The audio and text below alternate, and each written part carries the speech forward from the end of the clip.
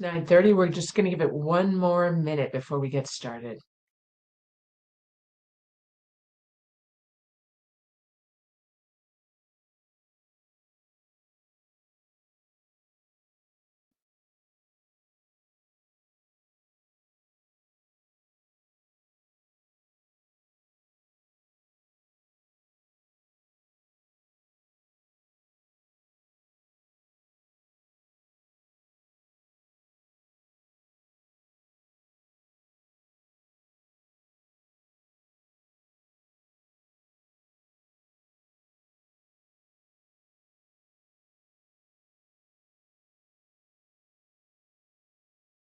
Great. We are going to get started. Good morning. I am Anna Bedard, one of the program analysts and coaches for the program. Welcome to session 4 of this overview of IWRS. And it's great to have you here. The target audience for this program are individuals accountable, excuse me, for data entry, data management, pre-apprenticeship program completion tracking, transition support, follow-up services, or any task related to cohort participants. So welcome, and hopefully you're a program administrator, program manager, program coordinator, maybe a data entry coordinator, or a training coordinator if you're responsible for data entry, or just someone who's responsible for entering or maintaining data in IWRS. Really briefly, Illinois Works was created as a result of Governor Pritzker's commitment to expanding equity in Illinois' construction workforce. And so the Office of Illinois Works, in partnership with Southern Illinois University's Center for Workforce Development, that's SIU, developed the Illinois Works reporting system that we call IWRS. So the system allows you to track key information about participants' program throughout the whole program. And so today we're going to be covering updating completions, uploading required documents, active tracking, follow-up, and closeout. All right, so this is the last one of these sessions. My name is Anna Bedard, and I'm, as I mentioned, one of your program coaches and program analysts. I'm going to introduce our other team members who are here with us. Dr. Gia Suggs is also one of our other training analysts and program coaches, and she is our professional development lead. Gia, you want to come off mute and say hello in case people don't know you yet? Morning, everyone, and welcome. Good to have you. Dan Martinez will be the primary presenter today. He is one of the grant managers, as is Monica Pruitt, who will be helping out in the chat today. Dan and Monica, you want to say hi and show your faces? Hey, good morning, everyone. Good morning, everyone. Thank you. And then we also have Dr. Jeff Doolittle. He is our virtual production coordinator. He's also actually a really great coach himself, but he's doing virtual production for us. Jeff, you want to say hi? Hello, everyone. Good morning. Glad to be with you.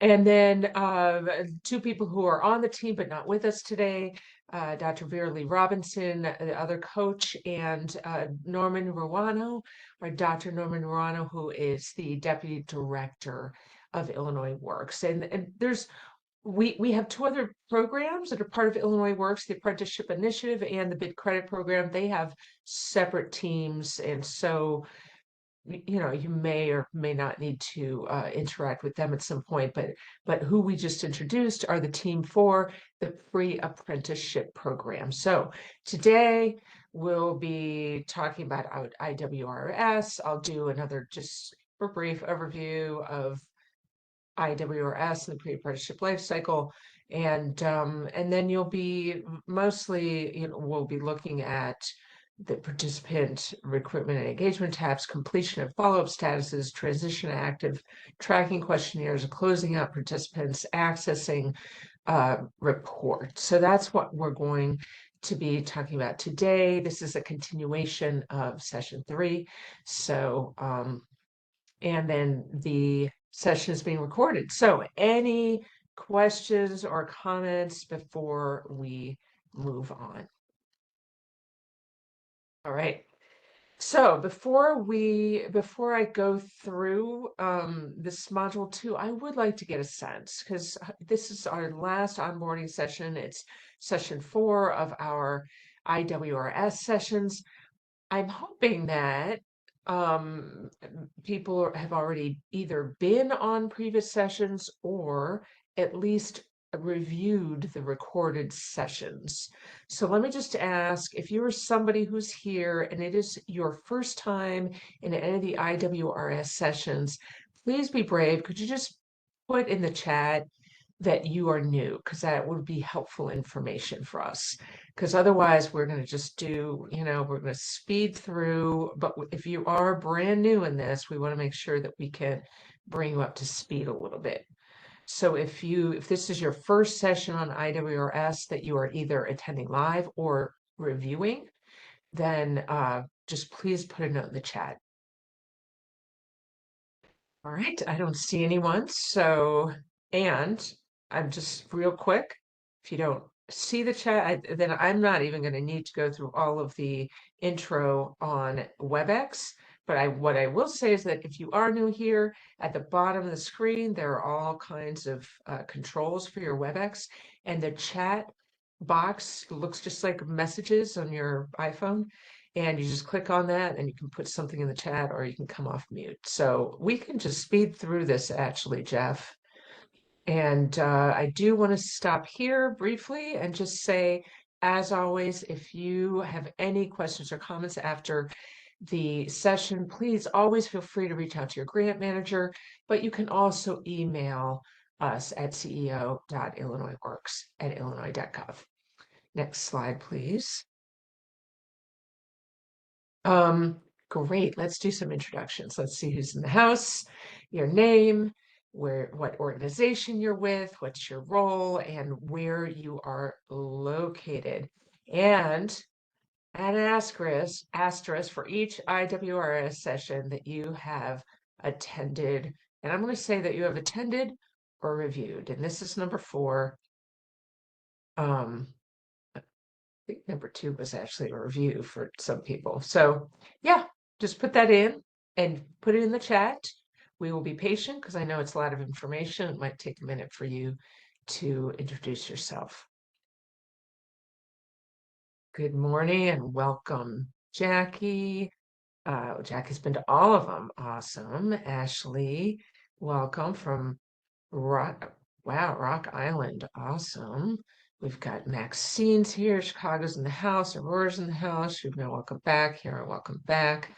Taria, all sessions, really great. We've got, yeah, pretty much everybody's been with us before, and that's great. Yep, 3 or 4. Brittany from Bethel, Mimi, welcome. Tina, Kevin, Juan. Just FYI, and I see Gia's, you've put the job aid there in the chat. Maybe you can put that in after everybody finishes introducing themselves, so it because it's people might not find it.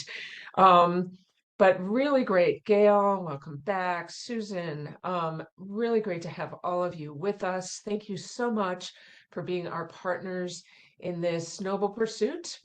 Really just increasing inclusion and access to the trades for people of color and women. Next slide, please. Welcome, Sarah and Tasha. Good to have all of you. And thank you, Gia, for putting that link back in. And this is just a reminder, hopefully you're already signed in, but if you're not and you're realizing you forgot how, then you can always download that cheat sheet that will help you get into the system. Any comments or questions about the session before we move on? All right.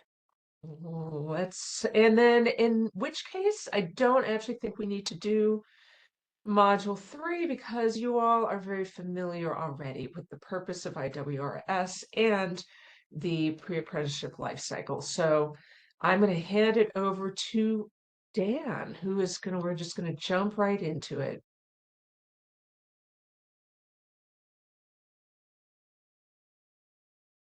All right. Well, thank you, Anna.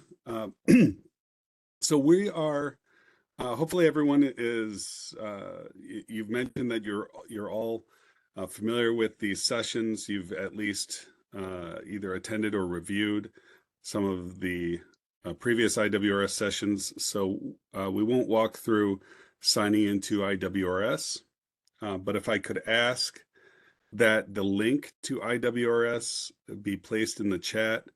I know that Gia had placed a link to a PDF document that will that provides the instructions on how to create an Illinois WorkNet account. As a reminder, IWRS, the Illinois Works Reporting System, is essentially a subset of Illinois WorkNet. And so for any of your staff members that do not have access and have never accessed IWRS, they would first need to create their Illinois WorkNet account. And so that was the document that Gia had placed into the chat. And then your program administrator would then take their Illinois WorkNet information and create their IWRS accounts. Once they have those IWRS accounts, they would click on the link that Monica put into the chat, and that will take you or them directly to signing into IWRS and accessing IWRS. So we will go ahead and move on to Module 6. So if I could ask Jeff to kind of scroll through, and there we go. Perfect. Thank you. So this is essentially where we had left off from IWRS training session 3. And in this session, we are going to identify where IWRS content is located in the pre-apprenticeship life cycle, talk about updating completion statuses to what we refer to as a final status. That's an overall status in IWRS where we can see from a data entry perspective that all the data has been entered and finalized. We're going to talk about adding and updating training service information or other services information, and updating the completion statuses for a goal, and then completing the career assessment. So in IWRS sessions 2 and 3, we covered multiple phases of the pre-apprenticeship life cycle, including the outreach and recruitment, the application, the intake, wraparound services, student support services, and training services. Now, during session 2 specifically, attendees learned how to access participant profiles. So maybe creating the inquiry, adding a participant as a lead, moving them through the process of completing a pre-screening assessment, submitting an application to the program, and then going through interviews and uploading that interview information, the whole intake process of completing an enrollment and signing commitment agreements, completing the orientation assessments, the wraparound service assessment, and the orientation career assessment. So it kind of covers the first 4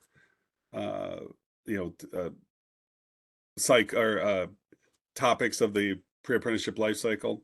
Then in IWRS session 3, we learned how to complete updating and adding training services, setting up your training profiles, adding attendance records, adding post-assessment scores, adding earned credentials, and accessing some of the reports. So we really started to focus on that training component of the life cycle, which is really where you wind up spending the most of your time in IWRS. If you think about the pre-apprenticeship life cycle, some of these happen just for maybe a 1-day period, maybe a week-long period, but you're training your cohorts. The average cohort with the Illinois Works pre-apprenticeship program is about 12 weeks or so 12 to 14 weeks. So that training component is going to be the one that lasts the longest. So if any of your roles require you to complete the tasks that I just talked about, again, those recordings are available on the partner guide, and we'll provide that link again for you in the chat so that you can review those or direct new team members to those. So today we're going to talk about completing the training services and then move to the next phase of the life cycle, the program completion. So training, again, is a process that aims to increase the knowledge and develop skills for an individual to accomplish a specific task or goal. And that training should be focused on business needs and driven by time-critical business decisions and knowledge. So it's really the goal of training is to impact and improve performance as opposed to, general education, right?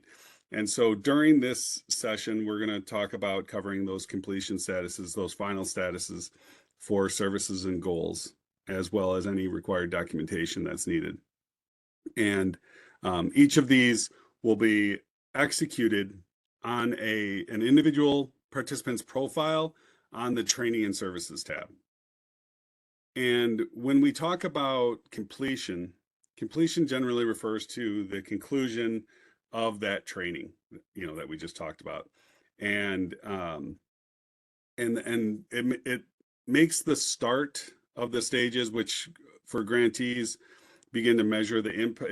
It marks really where, transition is having its impact. So it's important for there to be a programmatic and IWRS completion, and that's why we refer to those as final statuses. For the participants, program completion will mark the end of their instructional training, sometimes referred to as graduation, and it really enters that final stage of their transition to a registered apprenticeship program. Participants at that program completion stage should have received several industry recognized certifications, including OSHA 10 and First Aid CPR. All programs are required to provide those. And then each program has decided whether to provide one of the nationally recognized construction pre-apprenticeship certifications, either Trade Futures MC3, NCCR Core, or an Illinois Community College Board certified program, construction curriculum. So, there could be others. We don't currently have any running through the Illinois Works pre-apprenticeship program, but we are open to others. So if another organization would come to us and say, we have this nationally recognized program, it's certainly something that could be considered for approval. So, and then of course, some programs have additional certifications that they placed into their curriculum on a pre-approved method. So possibly forklift certifications or flagger certifications, things like that. You can learn more about that in section 7 of the 2024 grantee manual. So again, we are picking up where we left off in session 3. In that training, we talked about entering attendance, post-assessments, entering supportive services. I think we used maybe tutoring as an example.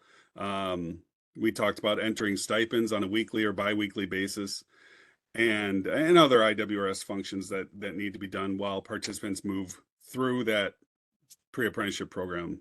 Now we're going to look at IWRS from the perspective of finishing the program. So I've talked a little bit about final statuses, and final statuses must be established for services. Now, those are the specific modules. So things like for training, for example, your hand tools course, or your first aid CPR course, or OSHA 10 course, or one of your math courses, right? Those are the specific training modules. It's also other supportive services. I mentioned tutoring, right? Transition services such as alumni networking, or wraparound services such as assistance obtaining a driver's license. As we move through the program, and certainly by the end of the program, those must have moved from a started or planning stage to a successful completion or other final status. All of those services are contained in one of the 5 goals, really one of the 4 goals. The 5th goal is stipends, and only stipends are entered into that goal. So the other 4 goals are wraparound services, transition services, student support services, and training services. So the goals themselves can be moved into a complete status once all of the services under that goal have been placed into a final status. There is an exception to this, and that would be training or transition services, because transition services are unique in that you can continue to provide transition services after graduation. So you can mark the trainings, the transition service goal as complete if you've provided services during the cohort, which you're required to do. But just know that you can also, even, a day after graduation, a year after graduation, go back into that goal and add additional training services or transition services sorry, as you provide them. Graduates can receive transition services until they enroll in a registered apprenticeship program. So that's an important point to note. So let's take a look at the specific area of IWRS that we've been discussing. So first you would access a particular participant's profile, and then under the training services tab, you would navigate, essentially scroll down to the section that's titled Career Plan. And under the career plan, you would see the 5 goals that we've been discussing. And next to each one of those goals would be hyperlink text saying show next steps. And when you click on that, all of the services that are under that goal would appear. You would see their start and end dates and their current status. So what we see on the screen here is that show next steps has already been clicked. So the text changes to hide next steps. But since someone clicked the show next steps, then one of the training modules appears, in this case, the Illinois Works Pre-Apprenticeship Program. And the status shows planned, not started. All services, when they're initially entered into IWRS, whether it's because it's a training service that automatically populates when you enroll an individual into a cohort, or whether it's because it's a wraparound service that automatically populates the wraparound service goal based on the wraparound service assessment and the participant opting into those services, or whether they're services that you manually have added, such as student support services or additional wraparound services or transition services. All of those services will start with the status of planned, not started. And I'll just kind of reiterate something I've talked about. I've mentioned that we move things to a final status. So essentially what we're saying is that it would not make sense for any service to have a planned, not started at the end of a cohort upon graduation, right? It still can't be planned. The cohort is over. So we'll walk through how we update those. So on the next slide, when we selected, say that Illinois Works Pre-Apprenticeship Program Orientation, it will take you directly into that service by clicking on the name. And the following fields will be available. You'll see the goal. So it's currently in the training services goal. You'll see the status where it's currently says planned, not started. You'll see some of the other fields, such as the start and end dates. You'll see for a training service, you'll see an attendance. information. For other services, you won't. Only training services should have attendance components. And then there's an other notes section. Again, best practice would be typically to enter relevant information there, copy it, because then when you actually update, you can see in the lower right-hand corner of that screenshot, it says update customer service. It'll trigger a case note. So you'll be able to just copy and paste that directly into the case note. So you're not typing the same information twice. So under status, when you do select that drop-down menu, you'll have a couple of different options. Plan not started, started/open, successful completion, unsuccessful completion, and evaluated not required. So if the activity has been completed, you can move directly from planned not started to successful completion. Now, for a training service, in order to move to successful completion, the requirements for attendance and post-assessment must first have been met. And as it states in the grantee manual, a participant must have attended at least 80% of the required attendance. You'll remember from IWRS session 3 that I talked about this quite a bit. The required attendance are the hours for each training module that are on your final curriculum form that have been approved by the Office of Illinois Works.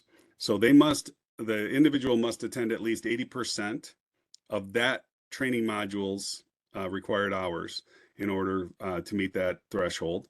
And they must have a post-assessment score of at least 70%. And then additionally, some training services will have an associated credential that's required.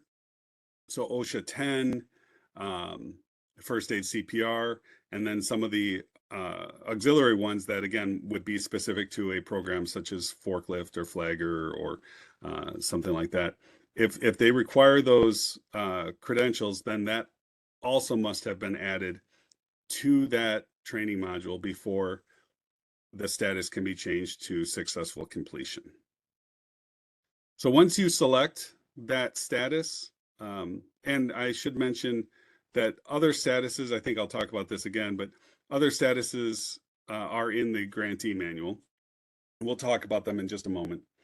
But once you select the status, then it'll ask for a completion date, and then if there are other notes you need to add, you can add those, copy them, and click on Update Customer Service.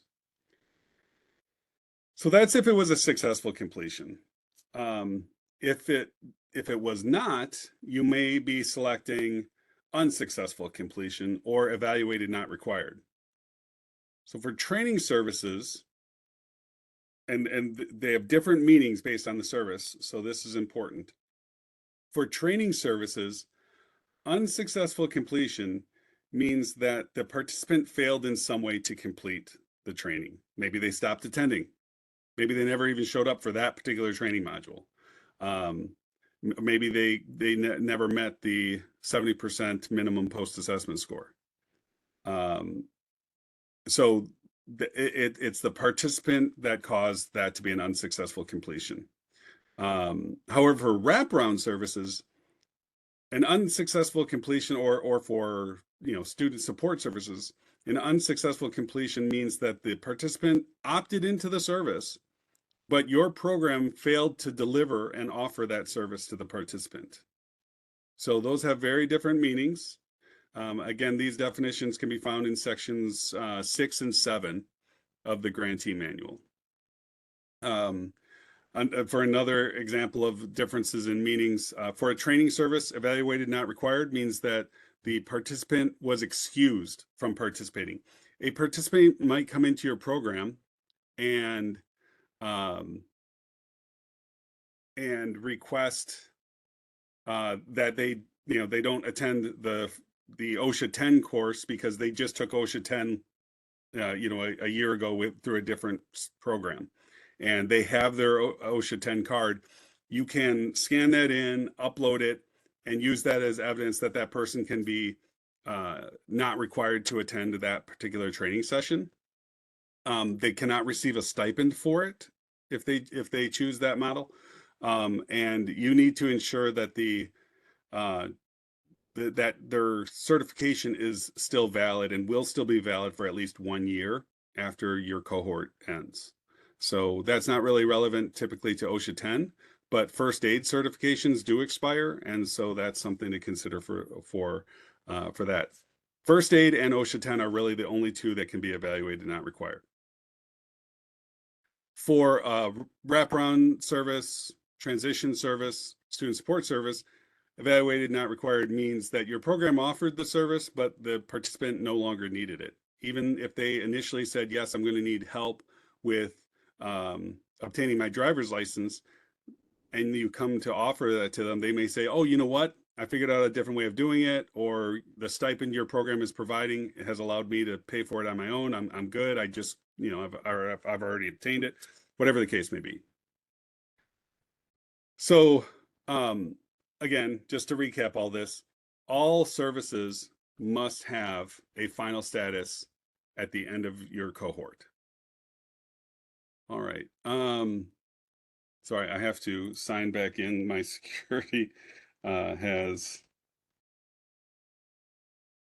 about to shut my system down. So please bear with me one moment while it does this multi-factor authentication.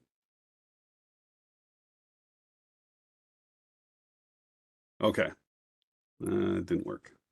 Well, we'll try that again in a moment. So there are specific documents that are required to verify a training completion. So we talked about some of those certifications. So they're built off of or we talked about some of the credentials. Those are built off of the certificates, right? So you certainly will have a first aid CPR certificate or card, OSHA 10. You also will have something from Trade Futures, MC3 program, or NCCR Core. So here we have some examples of what those might look like. And, it's very important that these are the official documents. So they must have the program's logo, the participant's name, and if they're transcripts, they must show that all the written and performance profiles have been completed. So it's really important that we have that information in IWRS. So once those services have all been completed, again, underneath each one of the services, we have the goals. And once the services have been finalized, then it's time to finalize the status of the goals themselves. And that can be done by selecting the status of the goal. And it will take you to essentially the set goals section of IWRS. It's still under the training services, and it will allow you to then update the status for the goal into a final status. So it should be marked, there we go. That's where you would click on that not started, and it would create a pop-up to edit the goal status. And you see at the bottom, there's a drop-down menu where you can move from not started to complete or off track. Certainly we wouldn't want to move it to on track because that's not a final status. So we look at those to provide those final statuses, and that's how we close out the goal statuses. By adding a final status to the services and goals, as well as the documentation needed, that allows the Illinois Works office and grant managers to verify your completion of your program. This should be a rolling process throughout your cohort. In other words, as you finish a training module or administer a supportive service, that should be documented in IWRS, and the service status should be updated. There's no need to, if you've done the Illinois Works orientation program module in week 1, there's no need to wait to week 10 to update that status, right? we've talked before about how information in IWRS should be updated in real time. And so you don't want to leave all of those things to be finalized upon graduation, because you know your grant manager now is going to be looking for all that information. So you want to do it as your program moves through the training component. One function that is reserved for the end of the program, roughly 3 to 4 weeks before completion of instruction or graduation, as it's often called, is the pre-transition career assessment. Now, transition service coordinators must begin scheduling time with each participant, again, 3 to 4 weeks before graduation, and they must schedule that one-on-one time with the participants in order to complete this pre-transition career assessment.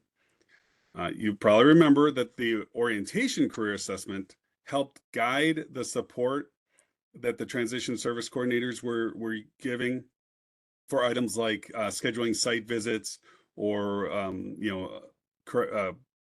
updating resumes, or providing mock interviewing training and practice. The pre-transition career assessment is the exact same questions, but it serves as the basis for finalizing a transition plan. All right. I am going to have to pause because my system is requiring me to log in again. Give me one moment.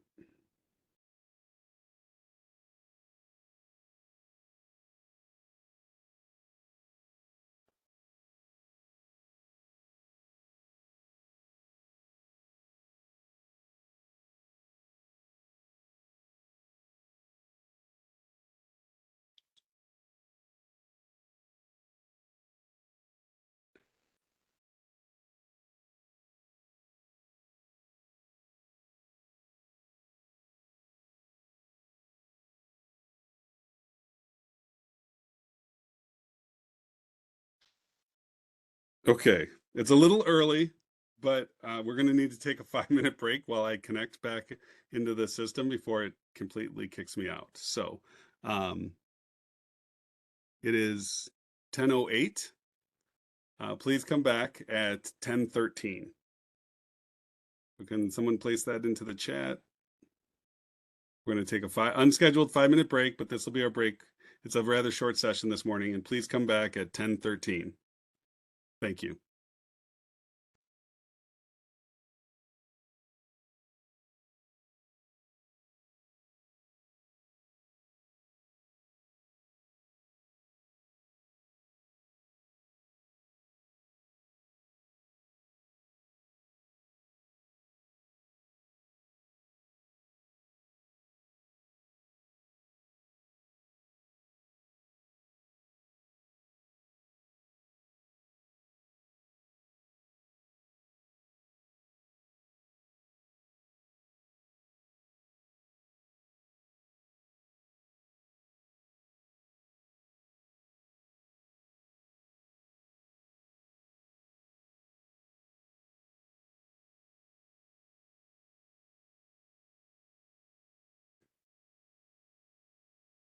So we were just speaking about, and I do apologize for the interruption, but hopefully the break was rejuvenating for everyone and my computer. But we were just talking about the pre-transition career assessment. It's the same questionnaire, essentially, same questions as the orientation career assessment, and it serves as the basis for finalizing the transition plan. And the pre-transition career assessment, unlike the orientation one, which is done on paper and then entered into IWRS, this one, per the grantee manual, is entered directly into IWRS during a one-on-one meeting with the participant. It's entered via the intake page, and you enter the assessment by clicking Add Career Assessment, which is what you see on the screen right now. The system will keep a record of all the career assessments that have been entered. So You know, if you do a second one and then the participant comes back and asks to do a third or fourth, that's fine. And based on what the participant identifies in terms of what their plan is post pre-apprenticeship program, maybe they're planning on enrolling in a registered apprenticeship program. Maybe they're not at this time. Maybe they're seeking employment elsewhere, or if they are seeking a registered apprenticeship program, which one or ones. So based on what the participants identifies in their assessments, the transition service coordinator should update the transition plan by navigating back to the training and services tab and adding you know, the career planning information, the resume assistance, the mentoring, whatever it is that they've uncovered during these one-on-one transition meetings. So the transition plan is added to that career plan, and then all participants who successfully complete the program are required to receive those transition services and have them in a final status in IWRS. So we're going to practice all this, and I'm going to show you all this in just a moment. But do you have any questions before I continue? Dan, there's no questions in the chat. Okay, so I'm going to go ahead and share my screen now, and we'll take a look at what this looks like in IWRS. All right. So as a reminder, if you've created a pretend participant, the last name should be test. And so if you wind up creating a different test participant at a later date, the last name should be test. I've already gone through some of your profiles, and that isn't the case for everyone. It can't be changed at this point. So my guidance again, going forward, if you create a practice participant, the last name should be test. It makes it much easier for us to filter that information out of IWRS when we actually go to look at your real participants later in the year. So we are going to I'm going to walk you through. So you're welcome to log into IWRS and walk through with your participant at the same time. And what you're going to do is select your participant that you created. I'm going to take one of the many ones that I've created. I think start here with Amy. And after you select your participant, you'll be taken to the overview page again. And we are going to navigate to the training and services tab.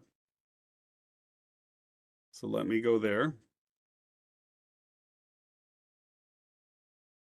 And now I'm going to scroll down until I get to the career plan.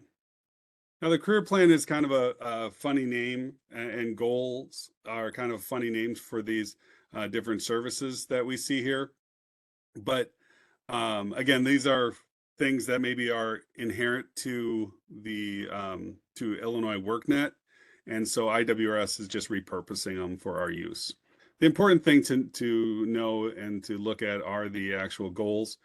In this case, my test participant is missing their stipend goal, but we're not focused on that today, so I just want to point that out in case any of you were wondering.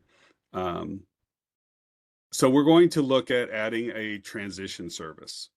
So as I mentioned before, you will, under the related steps, click on the hyperlink information, and you can see the services that are already available there. But we need to add in a transition service. So what we're going to do is scroll back up, and we saw this before, to add steps and services. I'm going to click on add steps and services, and that will allow us to add in a transition service. In this case, I'm going to go into our search field, and we did this in session 3, so hopefully this is familiar to you. And I'm going to start typing referral. And you can see already that several different referral options come up. And in this case, I might be referring someone to an American Job Center. Maybe there's a WIOA program that the person is interested in instead of going through their construction career. So we'll click add, and you can see a pop-up appears that says that this has been added to the plan services section. Now I'll go to step 2. You can see I had already practiced this with alumni networking, but here's my referral to an American Job Center. So I will select the blue pencil there, and that will take me directly to this referral that I just created. I need to tell it which goal I want this to go into. Again, this is a transition service. And I'm going to select start and end dates that are just planned dates here. I can choose to change the status. You know, as I said, a lot of times you might just be going directly from planned to a successful completion. So sometimes you don't really need to go to an interim status such as planned, not started, or started / open. In this case, I'm going to go ahead and do that though, just as a demonstration. Again, it prompts me for a case note. So I'm going to say added transition service. And then I would want to put some detail. Amy requested a referral to a project management program. And I'm doing that through a job center.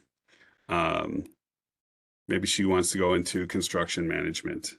She loves it, but it turns out that actual working in the trade isn't for her. She wants to go into construction management. So now I can go back up to training and services to refresh my screen.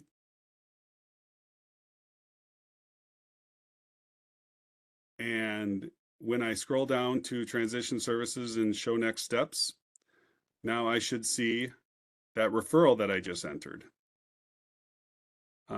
Here I want to update it because again, the point of all of this today is that we want to talk about how to move these into a final status. Here we can see our statuses are not finalized, both at the service level and the goal level. So we want to move this to a final status where we would select that referral. It'll take us back to the service itself. And I'm going to move it to a successful completion. And maybe this was just, 2 weeks ago that, Amy met with my contact. So maybe, it was Monica at the local American Job Center, scheduled intake for her, project management certification. So again, just a good note there. And again, I'm going to copy it, click update, and now I'll just be able to paste it right in here. We are going to be making an update to IWRS so that when it's a successful completion, we won't need to see this duplicate case note because it's a successful completion. There's really nothing to have to expound on it. If it were an unsuccessful completion, then we will still require a case note triggering that. You'll notice up here that there might be some other tabs. We don't use these for the transition services at this time. But one of the ones that we are looking at utilizing in the future is this dollar value of service. But again, for right now, We're just looking at providing an update to the actual transition service. So again, I'm going to go back to our training and services tab so I can come back to our main, to our goals. And if I show next steps on that transition service, I see that it's now successful completion. So I'm just going to skip forward to talking about the goals themselves. Remember, once all of these have been finalized, then we need to finalize this goal here. And so I can do that simply by clicking on the status for the goal. And that will take me to the set goals tab, but it opens up the pop-up window for me already. And I can simply change the status right from here. So I can then say, oh, I've completed all of the tasks under that goal, or I've finalized all of the tasks under that goal. Now, again, I'm using just a training scenario, but this is really the improper use of finalizing a goal, because if I come back here, the transition service looks as though it's been completed, but if I expand it, I can see that one of the services still is not in a final status. So again, this is an example of what you should not do. This, it should not be complete if this status is not also finalized. Okay. So we had looked at other ways of finalizing. So if I look at career information, for example, here, maybe this was not finalized because it was evaluated not required.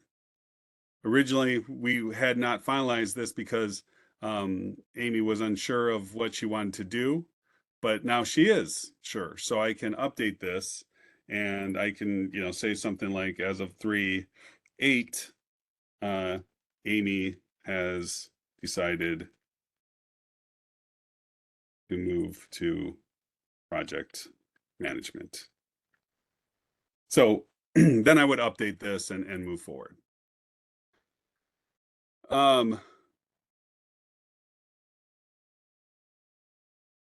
So we want to make sure that we're looking at all of our goals and identifying both, any wraparound, any supportive services. So both supportive services and training services. Remember, supportive services are a little different. They don't require attendance, whereas our training services require attendance. Sometimes they require documentation to be uploaded, such as your OSHA 10 or your first aid CPR, and the status definitions themselves can be a little different. Evaluated not required means that they've already completed this training session. If I were to move this to a evaluated not required, whereas for any of the supportive services, evaluated and not required simply means they don't need it. Not that they've already received it, it's that they don't need it. All right, so any questions on this before I proceed to the next section? There are no questions in the chat. Okay. All right, so I'm going to go ahead and turn this back over to Jeff, and we will continue with Module 7.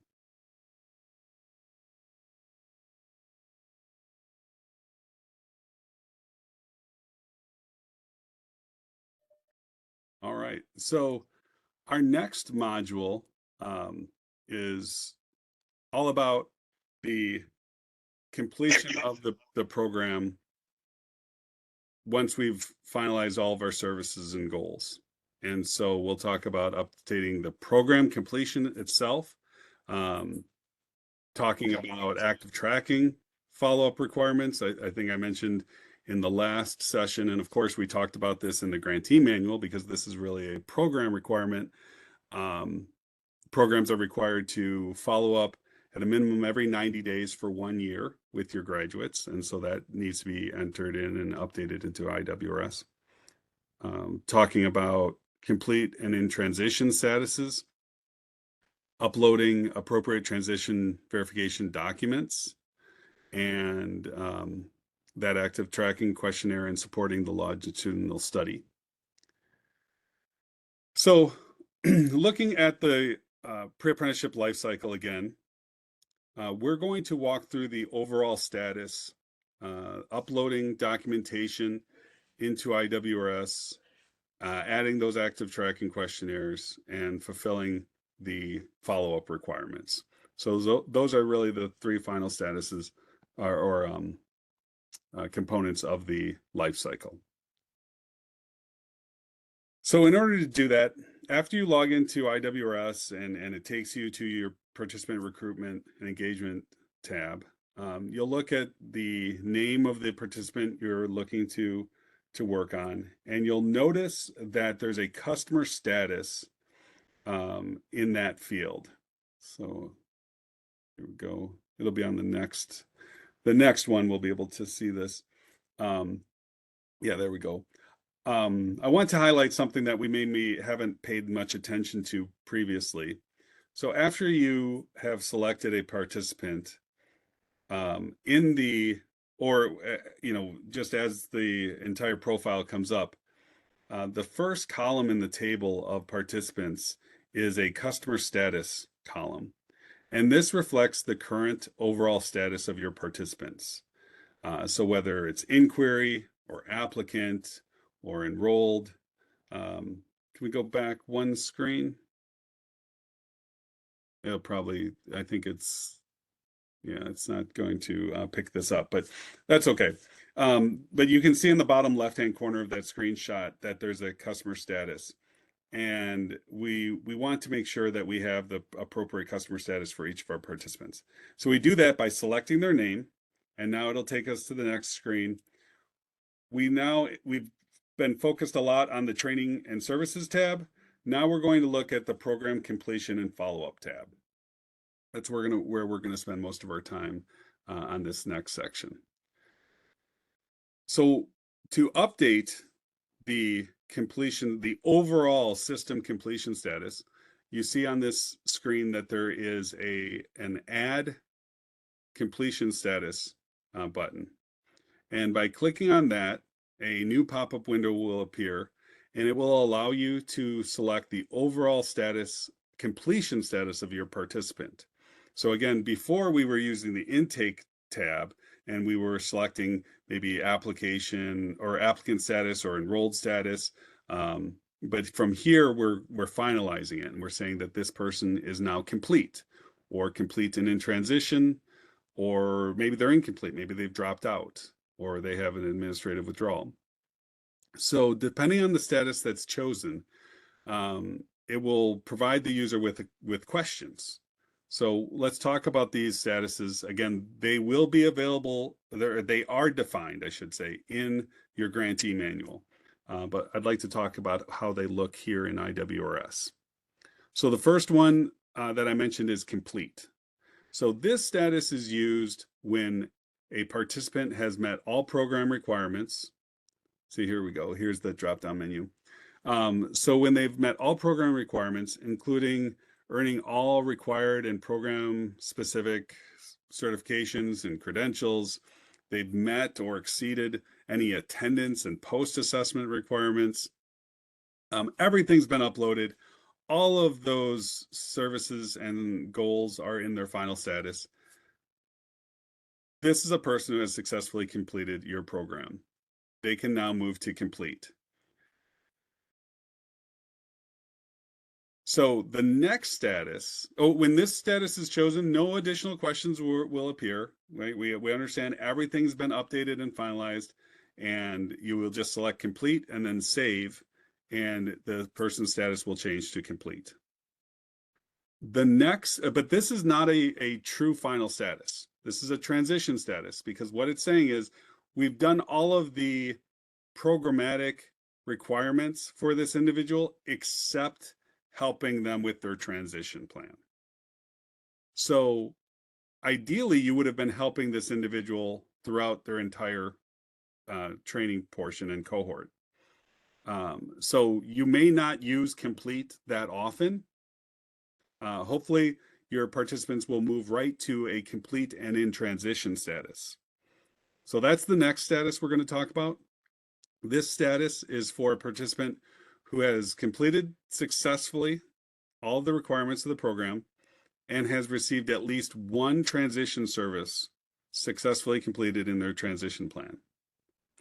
So if the participant is marked as complete and in transition, IWRS will trigger IWRS to provide a questionnaire that must be completed in order to proceed. This questionnaire will ask if the participant is planning to enter a DOL registered apprenticeship program. I'm actually going to stop here for a moment and just reiterate entry into a registered apprenticeship program is the overall goal of the pre-apprenticeship programs. It's the reason the Office of Illinois Works even exists. So while we understand that not everyone that goes through the program, such as my test example here, Amy, will determine that this is the path for them, that is the measure of a successful outcome.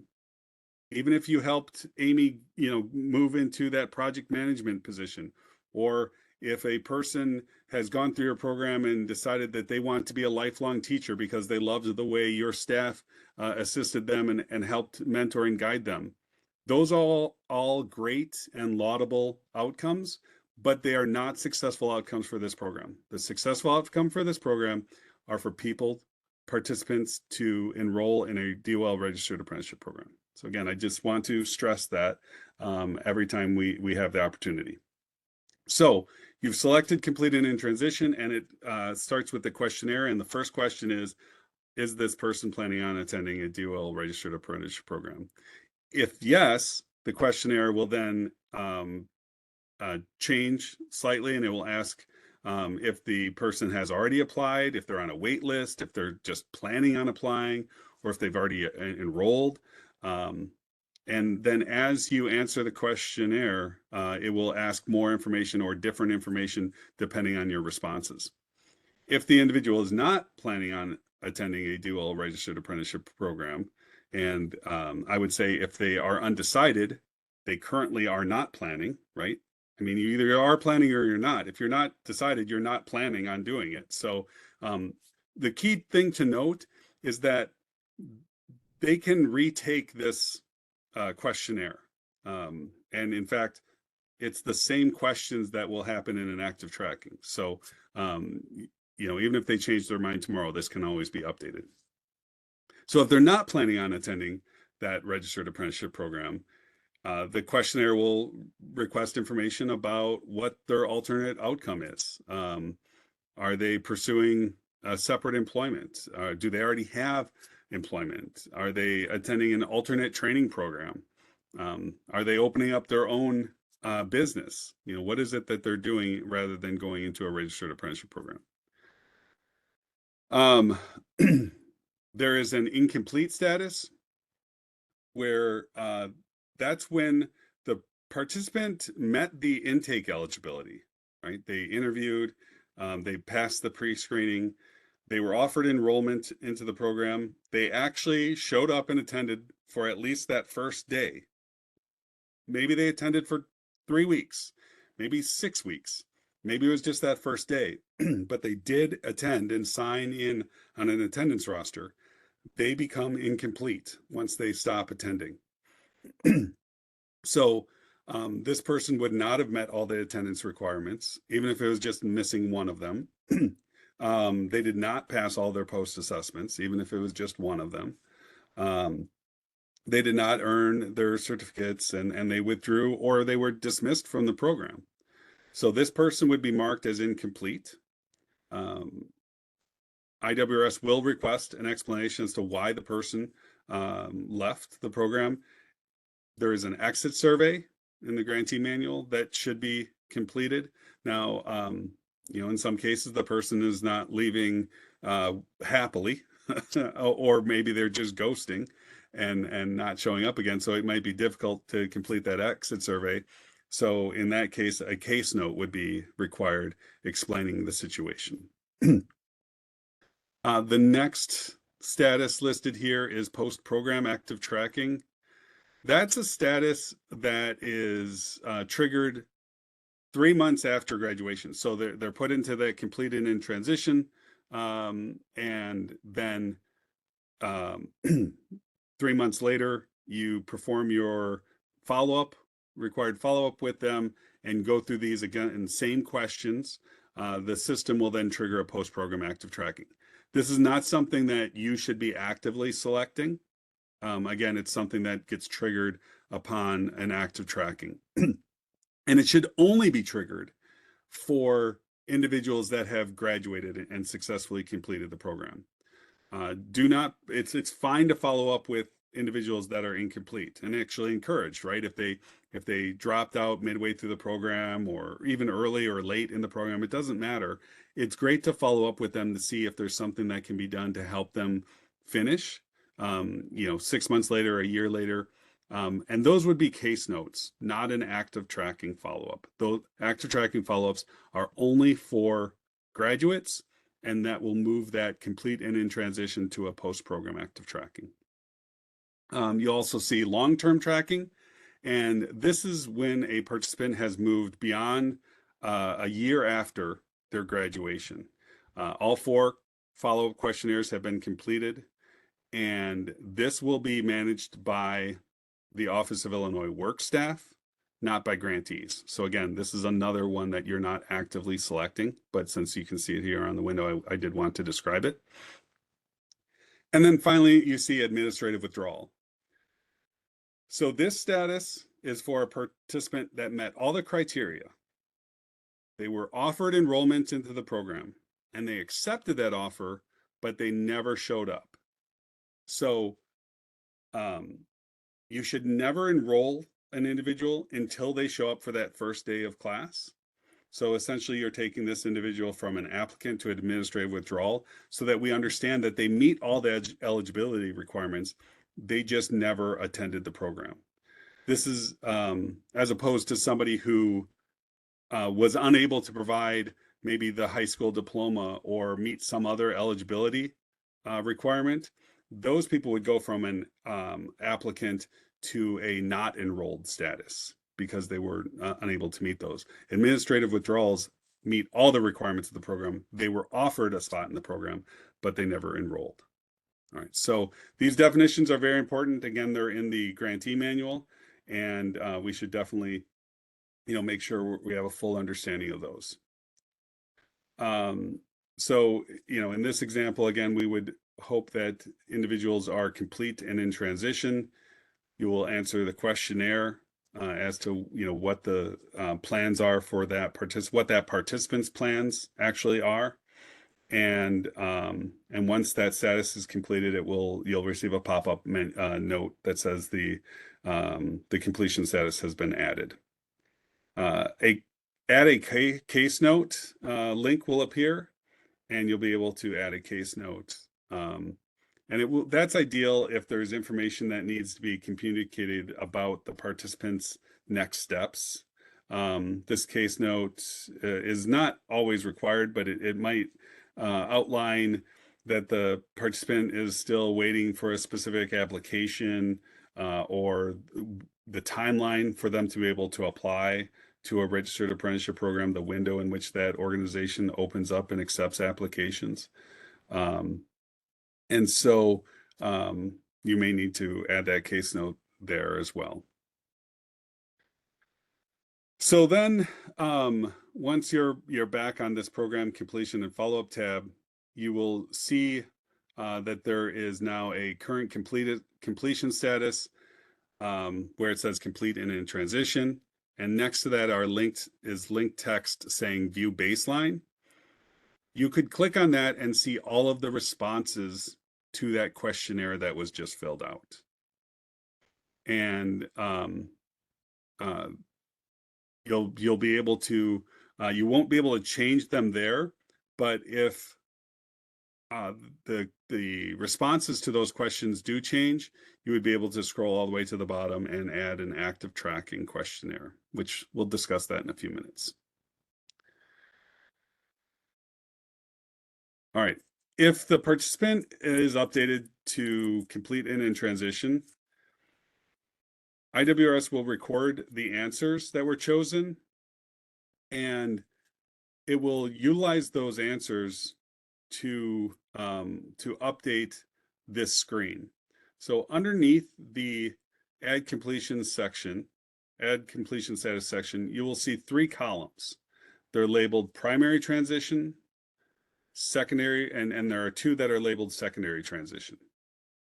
So once a participant is marked as complete and in transition, and that questionnaire is completed, IWRS will place green check marks next to the items in those columns that have been resolved based on the answers in those questionnaires. They will also help the system determine if, based on the answers to the questions, the participant qualifies as a primary transition or a secondary transition. This determination will be listed below the columns along with an upload button. So I'm probably a little bit hard to see there, but this, based on those questions, the system determined that this was a primary transition, meaning that the individual is applying to or enrolling in a registered apprenticeship program. And so toward the bottom there, we see upload primary transition document and then choose file. And once that information is uploaded, then you would be able to click on the upload button and it will place it into the participant's profile. So let's talk a little bit about the types of documentation that would be uploaded there. As I mentioned, the goal is to transition to a primary primary transition, which is a registered apprenticeship program. But we do have other statuses. We have alternate construction transitions, which are construction related. And we have secondary transitions, which are other employment or continued education, things like that. So in order for the Office of Illinois Works grant managers to verify those transitions, these third-party documents must be uploaded here. So when we're talking about the primary transitions, and there's a lot of information here, it's all covered in the grantee manual, but we'll talk about it a little bit. There are 2 types of primary transitions, preliminary and final. So a preliminary primary transition is a graduate of the pre-apprenticeship program that has applied to a DOL registered apprenticeship program. So maybe they've applied and they're waiting to hear back. Maybe they've applied and they're on a wait list, or maybe they've applied and they've already been denied entry. They need proof of that application or the fact that they're on the wait list. So example documents would be an application confirmation directly from the registered apprenticeship program, a receipt for their application fee. Now that receipt must have the participant's name and it must be an official receipt with the stamp or logo or letterhead of the registered apprenticeship program. There are some registered apprenticeship programs that give out what I've heard referred to as a Staples receipt. Like you can go to Staples and buy a receipt book and they're just generic receipts and you can handwrite on them and rip it off and hand it to somebody. That's not an official third-party document that we can accept.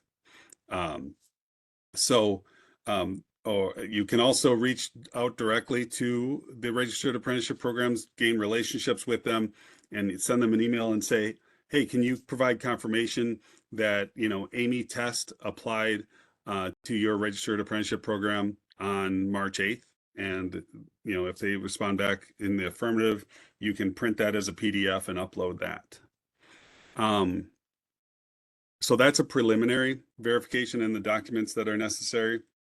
For the final verification, that is a graduate of the pre-apprenticeship program that has actually been accepted into a registered apprenticeship program. So they've enrolled, they've been accepted, they're being sponsored into the program.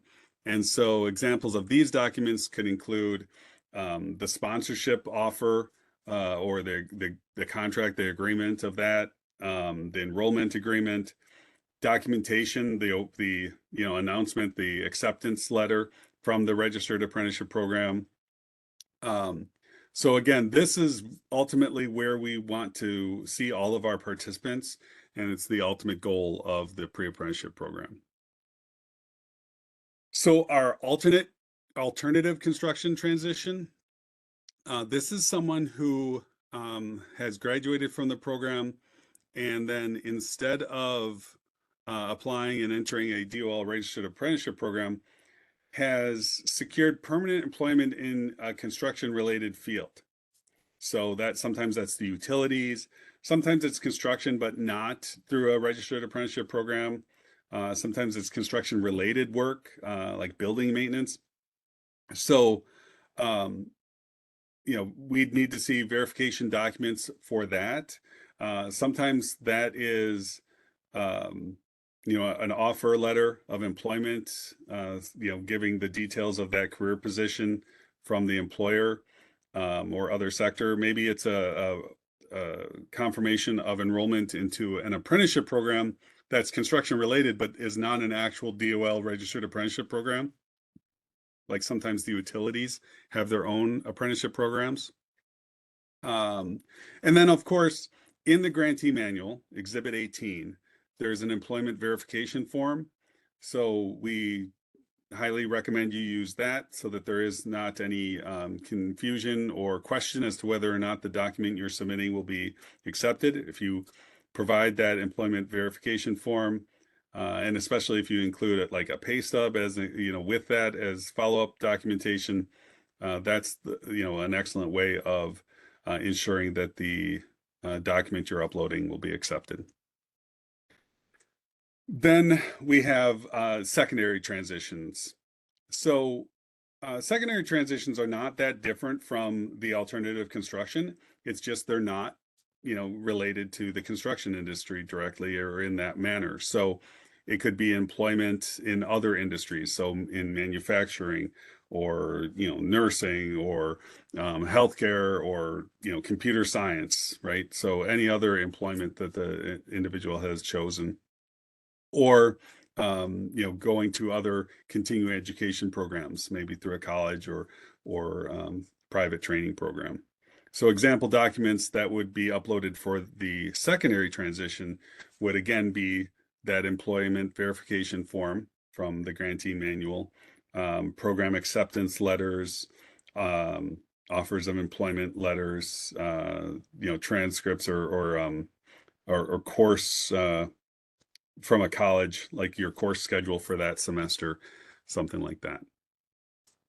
So once those documents are uploaded, you browsed, then you would click on the upload button and it would place it into the participant's profile.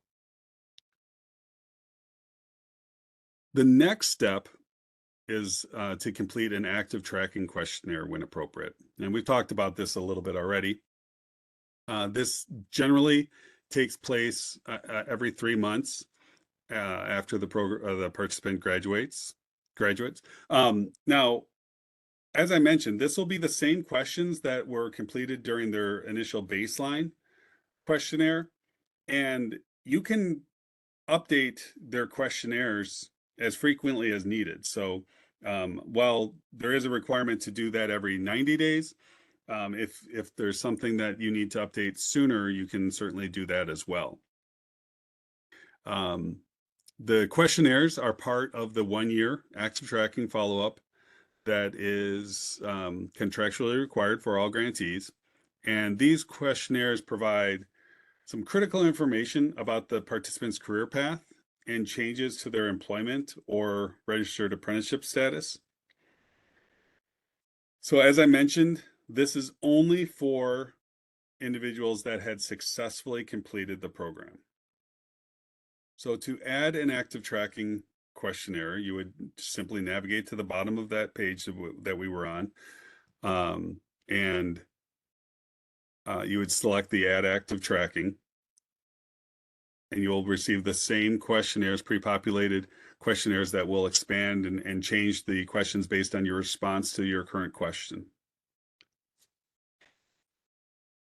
One thing I should note about these questionnaires is that they're used in a broader sense than just the pre-apprenticeship program. I've made reference to the Office of Illinois Works a couple times in this program.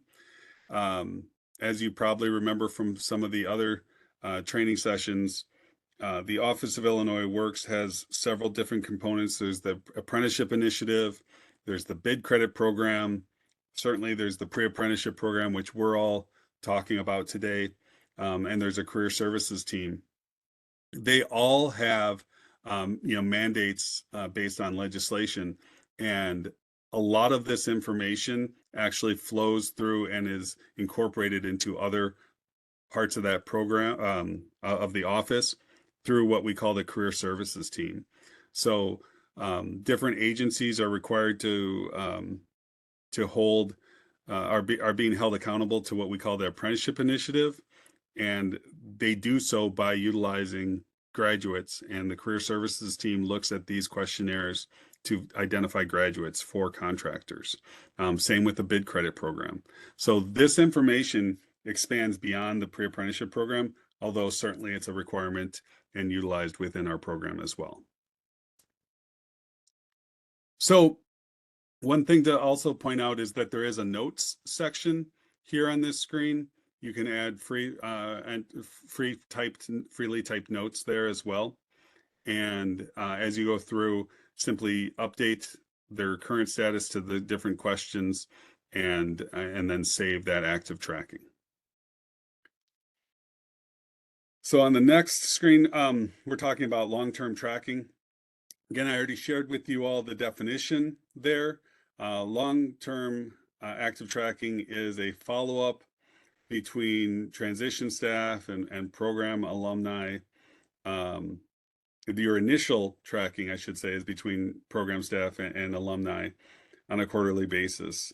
The reason that is so important is because that first year after graduating from your pre-apprenticeship program, the participants are just very vulnerable to not achieving their goals, right? Sometimes there's a big gap before they're able to begin enrollment into a pre-apprenticeship or into an apprenticeship program, or sometimes they begin their apprenticeship program, but they didn't have quite the same supportive services that you were providing, and so they're unsteady. And following up with them, you can sometimes help guide them and just be a supportive network for them. Beyond that first year of tracking, the Office of Illinois Works will utilize data matching to track employment and outcomes. This will be part of a longitudinal study that will track participants for up to 10 years after they graduate from your organization's Illinois Works pre-apprenticeship program. So that data will be used to determine the effectiveness of this program, your organization's impact on the individuals, our office's impact on communities and the economy and the overall construction industry. So it's extremely important. And the data collected through these follow-ups are going to be fueling this study through the Center of Governmental Studies at Northern Illinois University. Data for this longitudinal study will include variables such as, whether they're employed or not at a given time, what their earning levels are, what their lifetime earnings maybe are after 10 years from graduation. And so that's all going to be captured through these follow-ups. And after this first year, when you are working with the participants. Northern Illinois and the Office of Illinois Works will use data matching systems like Rapids or the Illinois Department of Employment Security, IDES, to track the careers of the graduates beyond, well beyond the pre-apprenticeship program. And, these studies will assess the effectiveness of a program like this in preparing people to enter into construction and building trades. It'll evaluate the effectiveness of breaking down the barriers, right? So one of the stated goals is to, increase the participation of women in construction, people of color, veterans, in all of the building trades, and certainly through registered apprenticeship programs. And so these evaluation activities will examine both the Illinois Works pre-apprenticeship program in general, individual grantees, your programs themselves, and the participants. So we'll be able to compare maybe best practices for programs and what ultimately led to participant success. So I know I covered a lot of information there. Again, now we're going to switch into a demonstration and practice mode where I will, let's see if I can restart my IWRS. But before I do, does anyone have any questions about everything that we just discussed? Great information, Dan, but no questions are in the chat. Oh, thank you very much, Monica. All right, let me let me see if I can share my screen.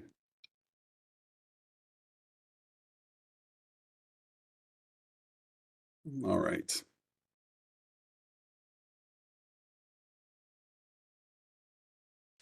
So again, we start out at, and if you'd like to log in and kind of work along with me, you're certainly welcome to do so.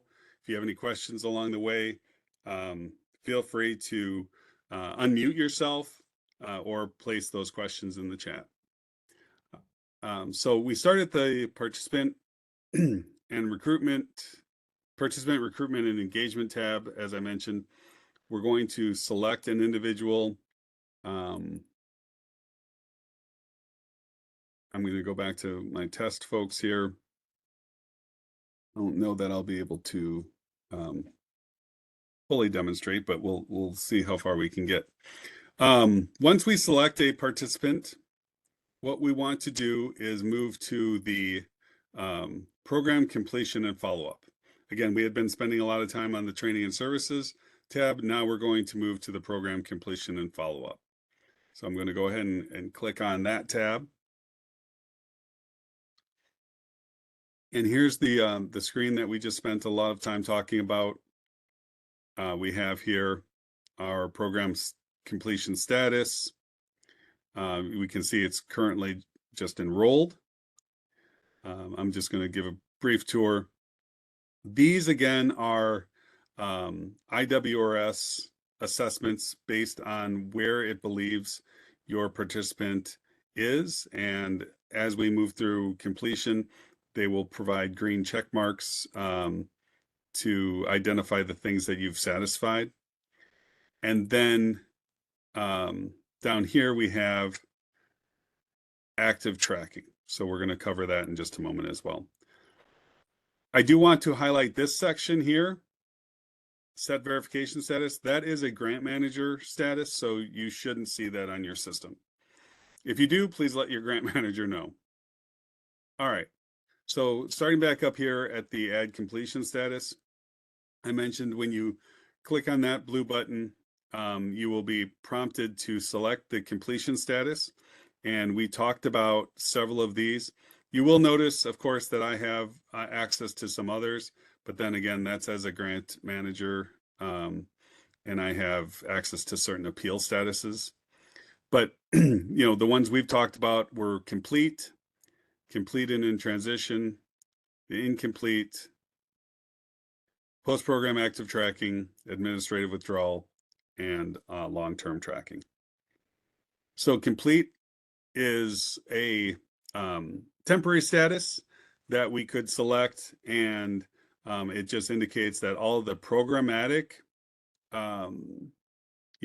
processes have taken place. The instructional, I should really focus on, instructional services have taken place. So once those are all satisfied, you could move someone into a complete status. You'll notice that because I have not completed the attendance and the post assessments and moved all of these services into a complete status, that I don't have access to this right now. But I could always move that forward, and then I'll be able to do complete. The other one that we were talking about was complete and in transition. When you select complete and in transition, it then will start to prompt you, and this list of questions will expand and change based on my responses.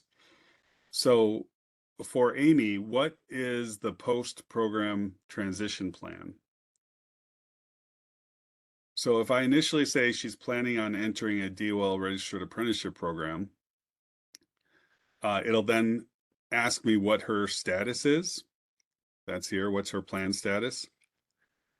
And I can select that she is just planning, right? It's in the planning stage. She's planning on applying to a registered apprenticeship program, or that she already has applied. Again, I highly encourage your transition service coordinators to be mindful of what trades your participants are interested in, starting from the very first day. Because if they're interested in becoming a sprinkler fitter, and it's only the second week of your cohort, but the sprinkler fitters have opened up and are accepting applications for 3 weeks, that's the time to go ahead and assist that individual with applying. And so by the time they finish your cohort, you'll be able to select this and say they've already applied to a DOL registered apprenticeship program. And by selecting that, you'll notice that this prompt has changed, and it said, which DOL apprenticeships did you apply to? If you're just planning on it, then it changes that prompt to say, well, which ones are you planning on applying to? And you may select more than one. The person, and we actually encourage a couple of things I should note. First off, all of the pre-apprenticeship programs are required to be open, meaning they are not, we don't run pre-apprenticeship programs exclusively for plumbing, right? Or exclusively for electricians. These are meant to be open, expose the participants to as many trades as possible, to let them know that there are probably, like 75 different trades available in the state of Illinois, and let them identify the ones that they are interested in. All right. So that's a very important point. And then when they get to this point, graduation and moving to the next phase of preparing to enter a DOL registered apprenticeship program, it is important that they consider having more than one. It's not required, but electricians is famously difficult to get into. Like, they have a lower acceptance rate. They have it's a challenging application. The math section can be challenging, and then even if you do well on all those, they just have a limited number of spots for the number of people that apply. And so it might be a good idea to have a backup to that.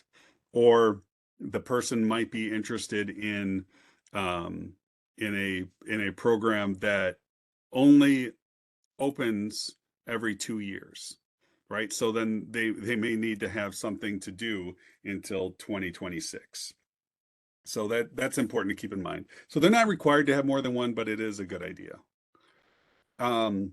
And then it'll ask, you can enter notes if you want. It asks if they're currently employed. If yes, it's going to ask for employment information. If no, then it's not, right? And then you can put in a follow-up date here as to, again, the 3-month follow-up. Moving back up here, if they have selected they've already enrolled, it's going to ask them which one they've already enrolled in. And so you can complete this in the manner that is that best, identifies where your participant is at that current time. But again, this is the same questionnaire set as the baseline, and then every time you do an active tracking, it will ask that same information. We have an incomplete, right? An incomplete status. That's if the person has dropped out. As I mentioned, if they attend even one day, or if they attend, maybe 7 out of the 10 weeks, they're probably going to be incomplete. So you would select that status, and then why did they not complete the program, right? And it could be that they just stopped attending and they won't respond to you. So that may be other, but then we definitely want to see a case note on that. So, you can select that one. Post-program active tracking, again, this is not one you should actively select typically. During an active tracking, it may default there, which is fine because you've already completed the program. It's now 3 months later, 6 months later, and the system will say, okay, you're in post-program active tracking. So then you wouldn't want to override that. It's just not one you should actively select. And then again, same types of questions. Where are they currently? They're planning to enter a DOL registered apprenticeship program. They're still planning on applying, but what are they doing right now? Right? Are they employed in construction in some other capacity? Do you receive benefits from that job? Are you the member of a union but still not in a registered apprenticeship program? And provide that information, or provide that employer information. And then administrator withdrawals. That's the last one I'll talk about here. That is when the person was initially an applicant and had all of the requirements fulfilled. You interviewed them, they scored high. You sent them a letter saying, we're welcoming you into our cohort that begins on March 8th, and they don't show up. And or maybe they call you and say, you know what, I was all set to begin, but we're moving, or I have this other fantastic job opportunity, or whatever the case may be, or I'm just not ready at this time. Then they'd be an administrative withdrawal. And then I did say I was going to be done, but I'll just mention this long-term tracking. Again, that's not one for grantees to use. And then I don't believe you have access to any of the other ones anyway. Okay. Any questions about managing those active tracking statuses? There's no questions in the chat. Okay. All right, so that was the program completion and follow-up tab. I will turn it back over to Jeff to follow our last module before our post-program assessment. All right. So by the end of this section, you'll be able to identify the information regarding to your closeout process and leverage Illinois Works compliance reports, and understand and how to run the IWRS transcript and progress reports. So this focus on the finalizing the data was important because it moves you through the process to close out your entire grant year. And the Illinois Works pre-apprenticeship program has a closeout period, and it's the final stage of data collection. It happens at the end of the grant year, and it's a process that we go through to verify not only that the data was completed, but that it was completed accurately, and so that there's a quality to the data for each of your participants in IWRS. So that applies to people that were graduates, but also people that were incomplete, or those administrative withdrawals that we talked about, and even sometimes just some of the inquiries that had moved to a not enrolled status. Your grant managers will verify IWRS data and typically wind up going through a couple rounds of verifications to ensure that the data is as accurate as possible before we move on to a new grant year.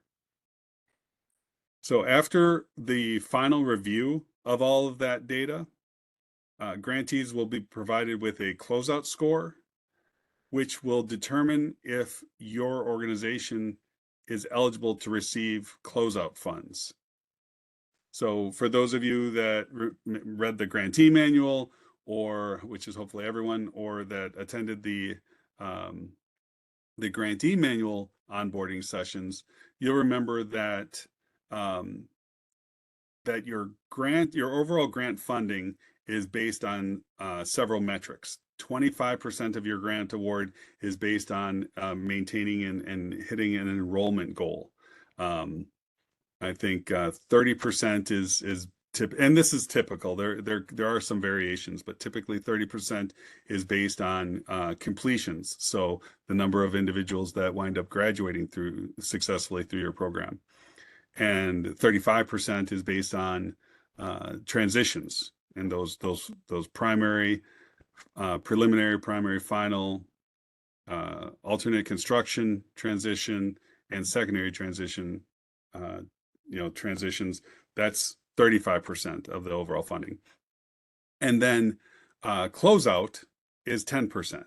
And so that's not tied to individual participant performance in IWRS like the other ones, but rather that's the entire data accuracy and verification of your IWRS system. And again, that percentage it can be different if you're in an accelerated program or if you received an advance, but that's the typical amount. The other area where this is important, it's kind of, we're working a little bit backwards, are the monthly compliance reports. So we just talked about closeout, and that's where all of the data in IWRS needs to be finalized and accurate. On a monthly basis, your data is reviewed for those same metrics that I just talked about, the enrollment, completion, and transition. So on a monthly basis, your team will receive 3 items, probably starting next month for the new grantees. You'll receive a monthly compliance report, a monthly compliance payment worksheet, and a status verification worksheet. So the status verification worksheet looks at each participant that you have in IWRS. And this is where we have to filter out all of the test individuals. So we look at each participant that you have in IWRS, and we look at their status on a monthly basis. And we say, okay, you have 10 people in an enrolled status in April, or you have 20 people in an enrolled status in April. Then your grant manager will then go into IWRS and say, well, do they have all of the data elements in IWRS that are required to verify enrollment? So during, I think it was session 2, we talked about what those items are. You must have a completed application. We have to verify that the individual is over 18 and is a resident of Illinois. You must have uploaded proof of a high school diploma or GED. You must have uploaded their 2 interview sheets. They have to have been filled out correctly, signed and dated by your staff members, your 2 staff members that interviewed the participant. Then you also have to record in IWRS the names of those interviewers and the average score. So those verification processes for enrollment. and we document that on that verification spreadsheet. So it might say Amy Test, and it would say that the enrollment was awarded. And so then you will receive the funding, the per participant enrollment funding for that individual in that month. It's received as a reimbursement maximum, which means you don't actually receive that funding. You receive the eligibility to submit expenses to be reimbursed for that funding. So this is a performance-based reimbursement grant. If you have questions about that, go back and watch the grantee manual onboarding sessions and definitely read the grantee manual. Hi, Dan. Let me ask one question about reimbursement before you move on, though. Sure. And then Tina's going to go back and read the grant manual. So Tina asks, if we have people in transition jobs and then get them to apprenticeship programs, do we get both reimbursements? So that's a great question. Again, that is covered in those grantee manual onboarding sessions. Essentially, it works out like this.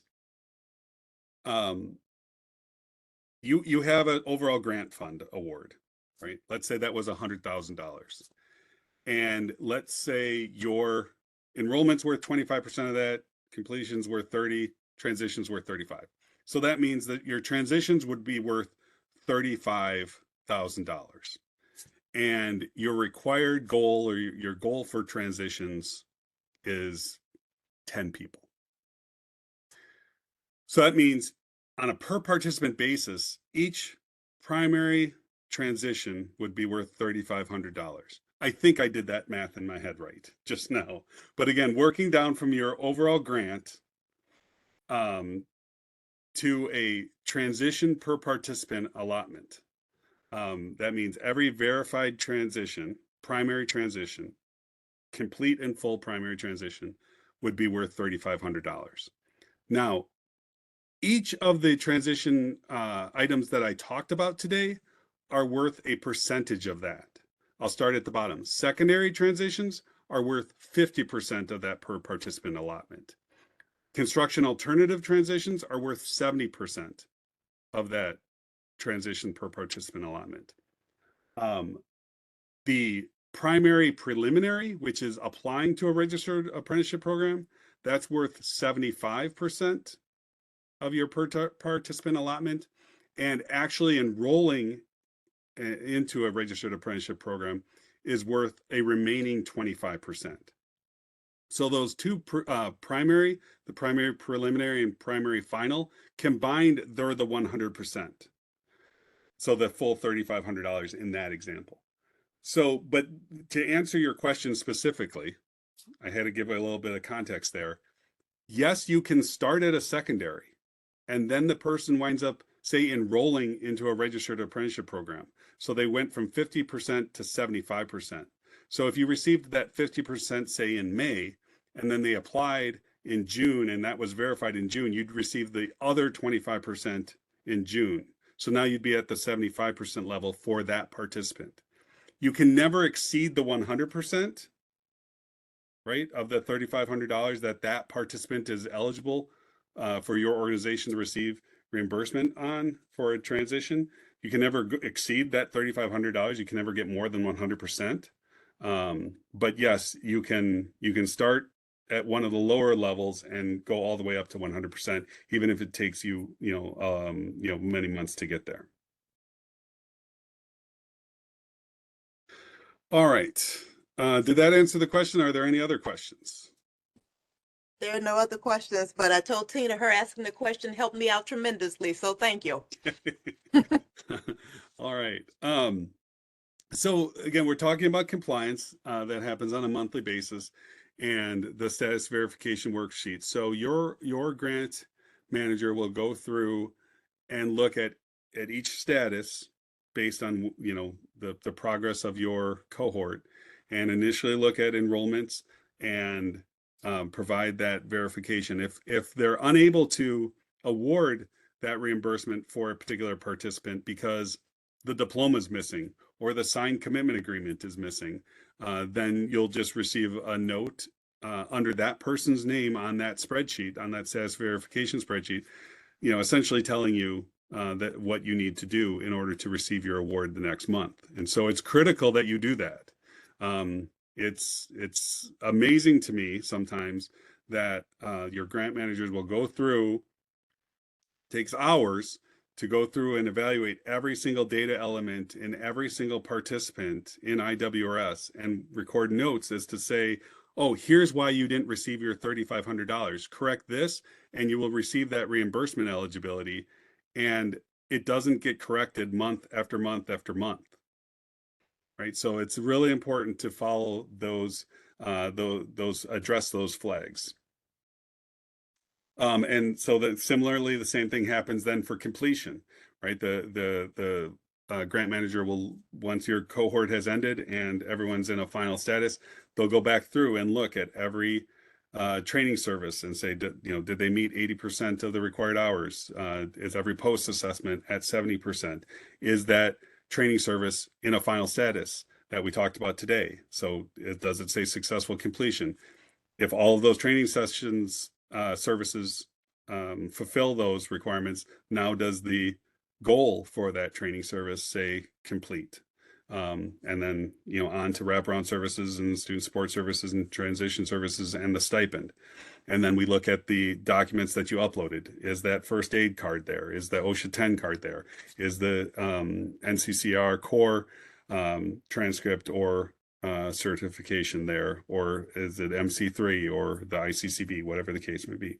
So we go through that then for compliance, and then we look at the transition documents, and we went through those this morning, and we looked at, well, what's a valid transition document? Does it have the information necessary to be considered secondary, primary alternative construction? So those are very important. The monthly compliance reports are essentially how your program gets funded, right? So that we say that if it doesn't happen in if it's not in IWRS, it didn't happen. Well, monthly compliance reports are how the Office of Illinois Works affirms that it happened. So it needs to be in IWRS. So we talk about data quality management and the importance of not only having your data entry staff understand the process and complete the tasks, but to have someone in your organization, maybe you have two data entry clerks or coordinators, I'm sorry, and they verify each other's data, or you have data entry coordinators and a manager verifying their data, but it's not typically the same person, right? I can't verify my own data. I'll have blind spots to it once I've gone over it. So you can ask Monica. Just yesterday, twice I asked her can you go back over this and verify and make sure I've done things correctly? So, it's very important to have somebody else do that, because if I'm the first person checking your data during a monthly compliance, you're probably not going to get awarded the funding that month. You're probably going to wind up receiving that status verification spreadsheet with flags that need to be corrected.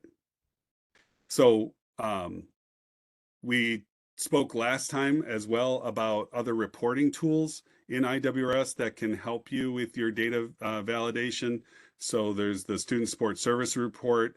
On the overview tab for each participant are flags that will identify if a training service is below 70% or post assessments are below 80%. You can utilize the export report that we utilize as well to determine who's in an enrolled status or who should be eligible for this month's compliance. So there are a lot of different ways to use those reports. Any questions before I move on to the last topic? No questions. Excellent. So the transcript progress report tab, this is a great tab. Very, probably underutilized. I don't hear many people talk about it, but we do have the capacity to provide a transcript of for a participant for their personal use, for them to include with the resume for employment or when applying to a school. So it's a very simple process. You simply click on that last tab, transcript progress report, and then to generate the transcript, you would select, the particular radio button that you're looking for, and then select the program year and a quarter for progress reports, and then click generate the report. So it's very simple. I'm actually going to demonstrate it. I don't know that there's anything that you'll be able to do for that, because it does require you to have some data based in your report, but we can give it a shot and see. So you're welcome to follow along with me. I'm going to go ahead and take the system again one last time, just to highlight that. So if I can move it to the right screen. Here we go.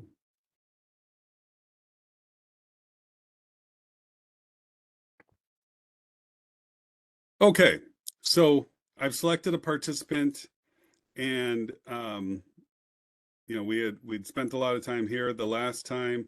Now we're looking. We just I'm sorry, in like module 7, we spent some time on training services. Then we just spent our time on the follow-up tab, and now we're talking about this last tab. So I'm going to go ahead and click on that, and if I want to select a transcript, it does ask me why. It can just be personal use.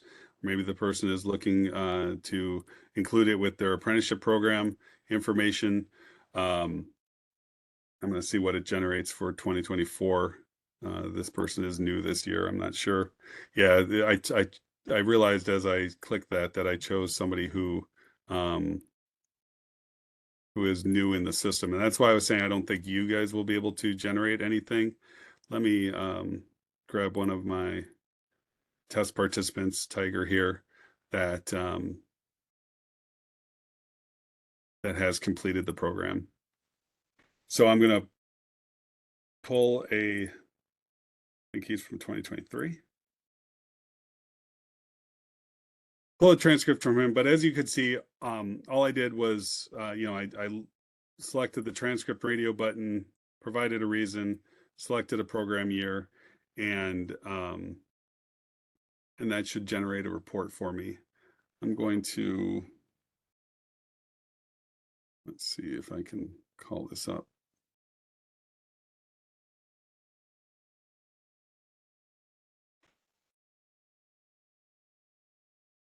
Oh, yeah, I don't think I'm going to be calling anything out. My system actually, I'm live, and I because I'm connected to the internet, but it can't save anything to my computer because of those my security validation was not working, so I won't be able to save it. That's why I can't generate the progress report for me. But that's all you have to do. And again, you won't be able to do that because we don't have any data in the system yet. But when you do have a graduate, and if they're interested in receiving that transcript, you'll be able to call that up. So I think do I have an example of one?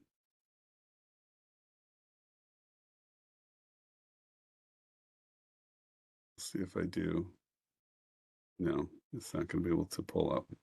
Okay, well, this is where you would see that information. So I'm going to hand this back over to Jeff, and I think, well, I'll ask if there's any questions before I hand it over to Anna. So any last questions for me before I disappear? No questions in the chat. Okay. Thank you very much for your time and your patience, everyone, as I work through my technology struggles. I'm going to go ahead and hand the microphone back over to Anna, and then I will try to log back into my network.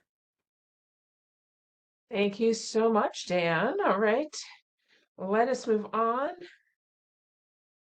And this was record time. Dan, thank you so much for that very engaging session, and a short one too. That is awesome. We are going to now do the evaluation for the program.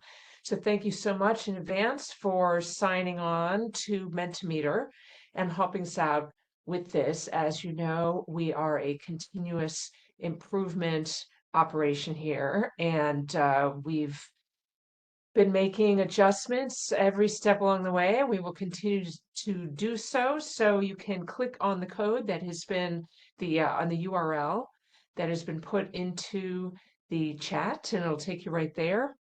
You can type into your browser www.menti.com and enter the code 12367 any way you want. Come on in. You are free to do it on your phone if you'd like, or on your computer. And I see we've got 3 people who are in, 6. I know sometimes Mentimeter can take a minute to load. So we're going to just give it a little bit more time. See, Gail's in here.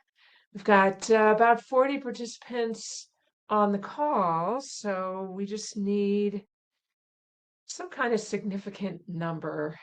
So please help us out. I feel like I'm public radio asking for donations. The more people come in, the faster we can move forward.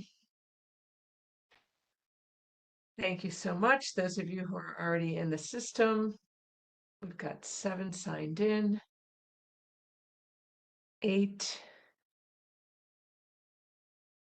It says here on the top of the slide how you can join, or oh, thank you, Gia. There's something I didn't know about Mentimeter. After you sign in, you hit the heart on there, and that will help me know what you're doing.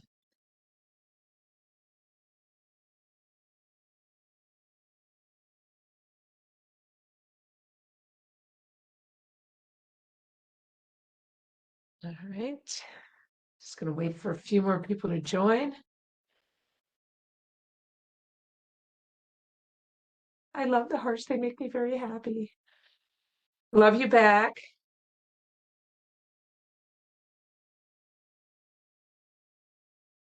Right. Okay. I'm going to jump in and we're going to ask for your feedback. Thanks, Jeff, for forwarding the Mentimeter. Please share your views on this training by rating these statements from 1 being the lowest and 10 is the highest. To what extent did it meet your expectations? How likely are you to attend a similar event in the future? And how likely are you to recommend this training to others? So just thank you for your responses, and that is great. We're on staff here are always thrilled when we're able to provide you exactly with what you need. So this is looking pretty good. Thanks for your hearts. And I see we've got 14 have responded so far. I'm just going to wait another 5 seconds before moving on. It looks like we hit the mark. Thank you so much. Let's move on, Jeff.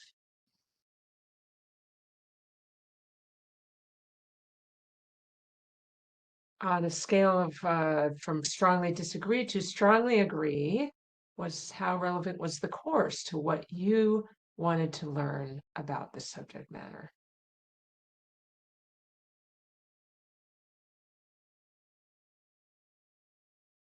All right. And you know what, last time somebody told me that the kind of the setup in Mentimeter is a little wonky. So they had accidentally pressed strongly disagree when they meant strongly agree.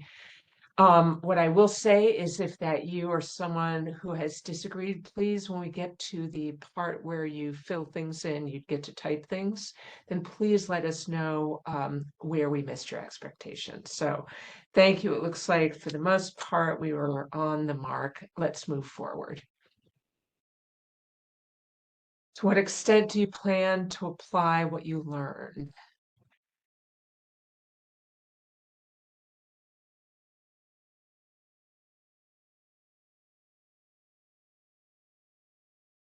All right, looks like the session was very applicable.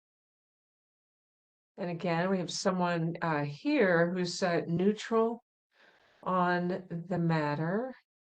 And so again, when we get to the part where you get to put in some comments and you can let us know what your situation is. Great, let's move on. What improvements might you recommend? So this is a good spot. If you were rating lower in the previous 3 questions, a good spot for you to make some comments here. And I will remind people, and thank you so much for the NAs. If you don't really have a comment for us here, please, if you could just put an NA or a none, that would be helpful because then we know we're not waiting for you to respond. Thank you. Quizzes, right? So we've had quizzes in some of the others. We could certainly add them here. More hands-on practice is always helpful. And yeah, we've got 13. I'm just going to wait a minute because I know that it can take a minute to collect your thoughts and type. So I want to be thoughtful of those folks who are typing. I'm going to be quiet for a second to allow you to answer.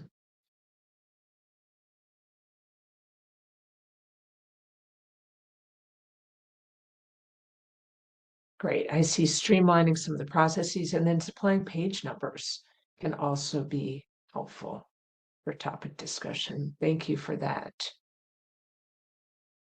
All right, we're at 16. We're going to move on. What did you find effective? So if we make changes, what should we absolutely keep?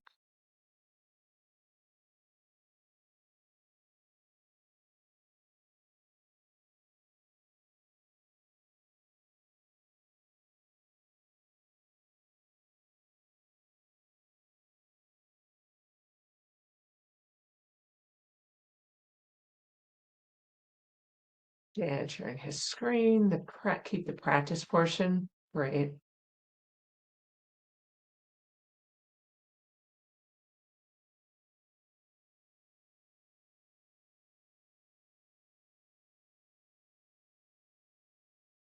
Again, and if you agree with the things on here or you don't have any additional comments, you could put NA or you could put ditto or agreed.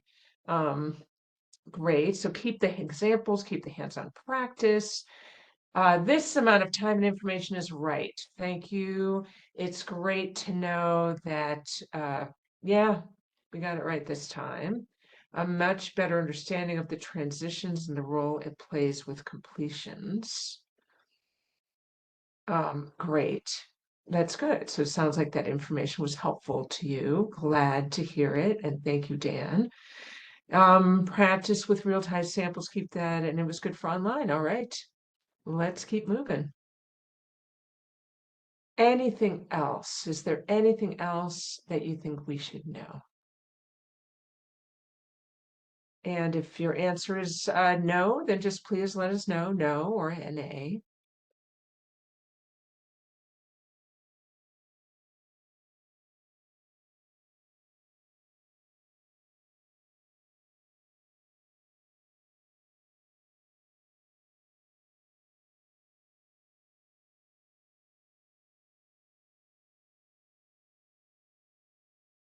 Ooh, are there any shortcut keys available? That is a great question for the future. Dan, do you know the answer just in general about that?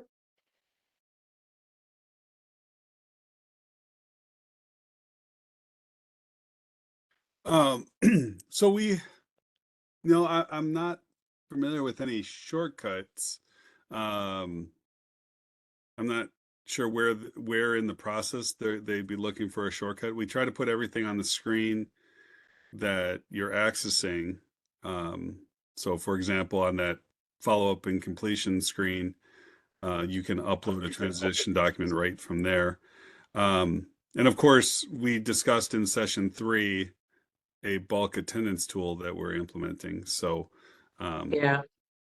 you know, And Dan, they might be referring to, like in Word, you could do like Control C to copy something, so I think that's what they're But we'll, if there are, we certainly can share that at another time. Yeah, lots to observe, need to apply the lessons learned. Thank you so much, everyone. Once again, thank you for partnering with us to make a difference in the lives of so many and to make a difference in the way that construction happens in the state of Illinois. And great feedback. We want to hear from you. We've been hearing from you. Feel free to give any other feedback to us at a later time. It was a pleasure to be with you this morning. Dan, thank you for once again for a fabulous session. This was the last of our onboarding sessions. It is definitely not the last we will see of you. We look forward to working with you. We'll be starting the professional development sessions very soon, the next couple weeks or so. And we look forward to seeing you on there for those for whom it's appropriate. And we've got a whole calendar on the on the website. And we will be working with you. Have a great rest of the day and a great rest of the week.